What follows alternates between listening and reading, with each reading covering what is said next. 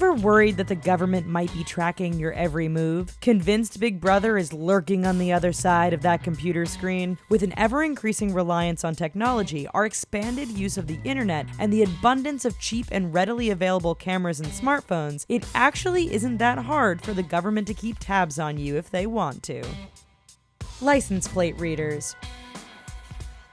Sure, there are police patrolling the roadways, but if you keep your head down and obey the laws, that should be good enough to stay under their radar, right? Well, not so much. Highways, toll booths, and bridges are actually heavily surveyed thanks to many cameras stationed on them. Many actually possess the ability to read your license plate and build up a record of where you've been and when you've been there. It literally is a case of you can run, but you can't hide.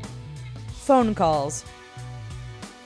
We've all seen the movies where government agents tap a phone line and listen in. For the most part, the actual probability of someone listening on the content of your call is quite slim. If they are, then you're probably a criminal or know some unsavory people. Nonetheless, since the early 1990s, governments like the US have been collecting vast quantities of phone call information. This means that Big Brother can and has collected details on who is calling who, when the calls are made, and how long they were made for. Public space cameras. We live in a world where there are more and more cameras watching us every day. From Chicago to London, England, it's like you can't be outside anymore without a camera somewhere capturing you. Whether walking down the sidewalk or sitting on the bus, chances are you are on camera accessible by the government officials. Even more alarming, many of these cameras now have audio, which means they can listen in as well. Personal computer.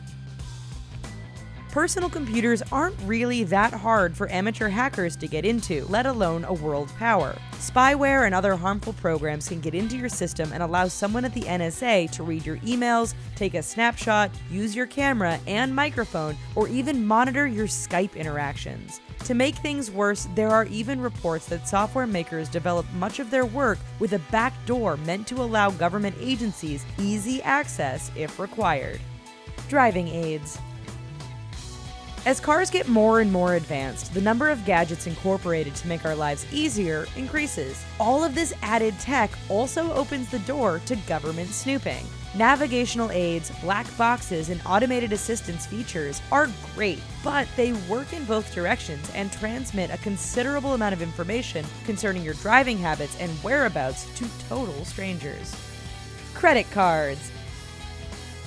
Every rental car you've paid for, hotel room you've booked, and tank of gas you purchased could potentially be watched in real time by some government agent if they were interested in your actions. While it sounds like a massive violation of your rights, it can and has been done by the feds by subpoenaing the credit card company and then issuing a non-disclosure order, which means those targeted never have a clue they're being watched. Instant messaging and social media. No, the government doesn't care that you liked that video of the cat going around on Facebook, nor do they take particular interest in all your selfies. What does make them take notice, however, is when you type certain sensitive words. A few years ago, the Department of Homeland Security came out and admitted that their analysts would take an interest if you and your messages contain words like terror, attacks, or security. Strangely enough, words like cloud and pork were also included. Internet use. When you go online, you can leave a footprint of where you've been for government analysts to pick up on. In a way, it's similar to potential phone snooping, in that the government is unlikely to be able to track you in real time or know exactly what you're looking at. That said, if they want, they can find out what sites you've been on and how often you visit certain sites. The catch is that even if your computer is used to visit a flagged site, there's no immediate way to prove who was sitting at the keyboard at that time.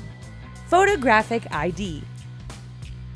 Been to the DMV passport office or had a mugshot taken at any time? Congratulations! There's a good chance you're now in a database which can be used to facially recognize you with special software used by some government agencies.